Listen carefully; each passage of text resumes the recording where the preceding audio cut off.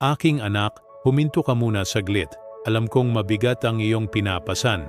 Sa harap ko, hindi mo kailangang magpanggap na malakas. Narito ako laging handang makinig sa'yo. Kung pagod ka ng lumaban ng mag-isa, hayaan mong ako ang sumalo sa'yo. Kung puno ng alinlangan at takot ang iyong isipan, ilapit mo lang ang lahat sa akin. Naririnig ko ang bawat bulong ng iyong puso, kahit ang mga dasal na hindi mo masabi. Nakikita ko ang sakit sa likod ng iyong mga ngiti. Ibigay mo sa akin ang mga problemang hindi mo na kayang ayusin. Ipagkatiwala mo ang kinabukasang kinatatakutan mo.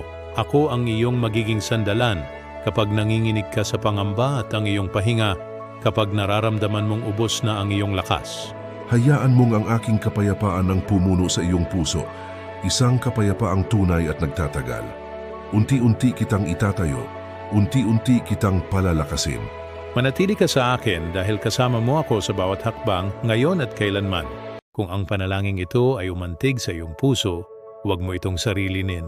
Ibahagi mo ito sa iba na nangangailangan ng pag-asa at kapayapaan. At kung nais mong makasama sa mas marami pang panalangin, mag-subscribe ka at manatili sa presensya ng Diyos.